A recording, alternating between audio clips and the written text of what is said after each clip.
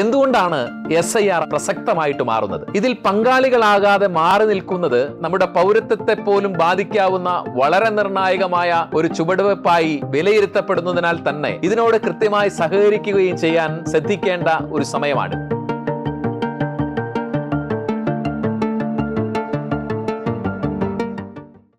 പ്രിയപ്പെട്ടവരെ, എല്ലാവർക്കും സ്ട്രെയിറ്റ് ലൈനിന്റെ പുതിയൊരു എപ്പിസോഡിലേക്ക് ഹൃദ്യമായ സ്വാഗതം. രാജ്യമൊട്ടാകെ സ്പെഷ്യൽ ഇന്റൻസീവ് റിവിഷൻ അഥവാ SIR എന്ന് പറയുന്ന വോട്ടർ പട്ടികയിൽ പേരു ചേർക്കുന്ന ജനാധിപത്യ പ്രക്രിയയുടെ ഭാഗമായിട്ടുള്ള പ്രവർത്തനങ്ങൾ നടന്നു വരികയാണല്ലോ.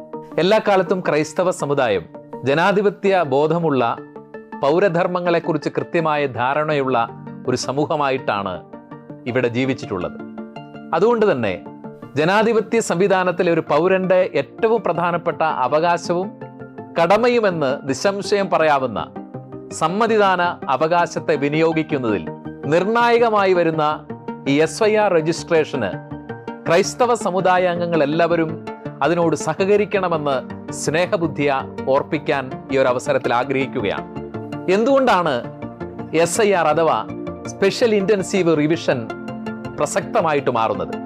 പ്രതിപക്ഷ പാർട്ടികൾ പല ആരോപണങ്ങൾ ഇതിനെക്കുറിച്ച് ഉയർത്തുന്നുണ്ടെങ്കിലും ഇന്ത്യയിലെ സമ്മതിദാന അവകാശമുള്ള പൗരന്മാരെ കണ്ടെത്തുന്നതിൽ വളരെ നിർണായകമാകാവുന്ന ഒരു സംവിധാനമായി ഇത് മാറാനിടയുള്ളതുകൊണ്ട് തന്നെ ഇതിൽ പങ്കാളികളാകാതെ മാറി നിൽക്കുന്നത് ജനാധിപത്യ ബോധമുള്ളവർക്ക് ഭൂഷണമല്ല എന്നുള്ളത് നമുക്ക് മനസ്സിലാക്കേണ്ടതുണ്ട്. പ്രായമായവരെയും ഒറ്റയ്ക്ക് താമസിക്കുന്നവരെയും SIRന്റെ പ്രക്രിയയെക്കുറിച്ച് കൃത്യമായ അവഗാഹമില്ലാത്ത പ്രവാസികളായിട്ടുള്ള ആളുകളെയും എല്ലാം ഇതിനെക്കുറിച്ച് ബോധവൽക്കരിക്കുന്നതിലും ആവശ്യമായ സഹായ സഹകരണങ്ങൾ അവർക്ക് നൽകുന്നതിനും വേണ്ടി ഇടവകൾ തോറും ഒരു ഹെൽപ്പ് ഡെസ്കുകൾ രൂപീകരിക്കുകയും യുവജന സംഘടനകളും സമുദായ സംഘടനകളായ AKCC മുതലായ ആളുകളും ഇതിനോട് കൃത്യമായി സഹകരിക്കുകയും ചെയ്യാൻ ശ്രദ്ധിക്കേണ്ട ഒരു സമയമാണിത്. ഇപ്പോൾ കിട്ടുന്ന വിവരമനുസരിച്ച് ഡിസംബർ 4-ാം തീയതി തീരേണ്ടിയിരുന്ന SIR രജിസ്ട്രേഷന്റെ ഡെഡ് ലൈൻ ഡിസംബർ 11-ലേക്ക് ഗവൺമെന്റ് നീട്ടുകയും ഡിസംബർ 16-ന് അതിന്റെ കരടുരേഖ പുറപ്പെടുവിക്കുകയും ചെയ്യുകയാണ്. ഈ കരടുരേഖ പുറപ്പെടുവിക്കുന്നത് വളരെ കൃത്യതയോടുകൂടി പരിശോധിക്കുകയും അതിൽ പേര് ഉൾപ്പെടാത്ത ആളുകൾ തങ്ങളുടെ പേരുകൾ വോട്ടർ പട്ടികയിൽ ഉണ്ടാകുമെന്ന് ഉറപ്പാക്കാൻ ശ്രദ്ധിക്കുകയും ചെയ്യണം. 2002 വോട്ടർ പട്ടിക അടിസ്ഥാനമാക്കിയിട്ടാണ് SIR നടപടികൾ പുരോഗമിക്കുന്നത്. 2002 വോട്ടർ പട്ടികയിൽ ഉൾപ്പെട്ട് ഇപ്പോഴും അതേ സ്ഥലത്ത് തന്നെ വോട്ടറായി താമസിക്കുന്നവർക്ക് താരതമ്യേന എളുപ്പത്തിൽ എന്യൂമറേഷൻ ഫോം വിവരങ്ങൾ ചേർത്ത് കൊടുക്കാൻ സാധിക്കും. എന്നാൽ 2002 ശേഷം വോട്ടർ പട്ടികയിൽ പേര് ചേർത്തവർ 2002 പട്ടികയിൽ നിന്നും തങ്ങളുടെ മാതാപിതാക്കളുടെ വോട്ടർ പട്ടിക വിവരങ്ങൾ കണ്ടെത്തി തന്നിരിക്കുന്ന SIR ഫോമിൽ ചേർക്കേണ്ടതാണ്. അതുപോലെ തന്നെ 2002 വോട്ടർ പട്ടികയിൽ പേരുണ്ടായിരുന്നവർ വിവാഹം കഴിച്ചോ താമസം മാറിയോ പുതിയ സ്ഥലത്തെ വോട്ടർ പട്ടികയിലാണ് നിലവിലുള്ളതെങ്കിൽ പഴയ സ്ഥലത്തെ തങ്ങളുടെ വോട്ടർ പട്ടിക വിവരങ്ങൾ ഫോമിൽ ചേർത്ത് നൽകണം. 2002 വോട്ടർ പട്ടിക www.ceo.kerala.government.in എന്ന വെബ്സൈറ്റിൽ ലഭ്യമാണ്.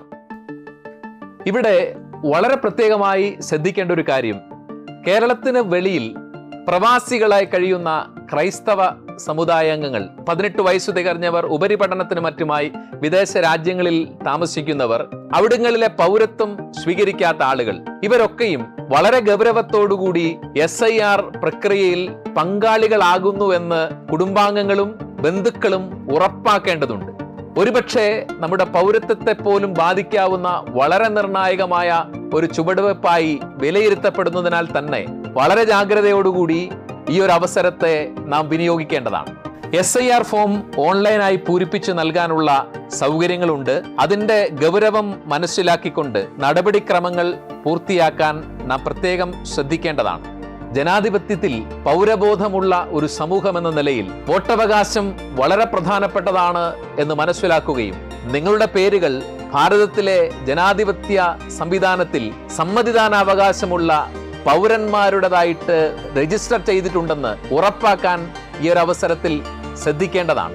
SIRനെ കുറിച്ചുള്ള വിമർശനങ്ങളും ആക്ഷേപങ്ങളും അതിനെക്കുറിച്ചുള്ള ആരോപണങ്ങളും തൽക്കാലം നമുക്ക് മാറ്റിവെച്ചുകൊണ്ട് ജനാധിപത്യത്തിൽ വോട്ടവകാശത്തിന് വലിയ വിലയുണ്ടെന്ന് തിരിച്ചറിഞ്ഞുകൊണ്ട് അതിൽ പങ്കാളികളാകാൻ ശ്രദ്ധിക്കാം. നന്ദി.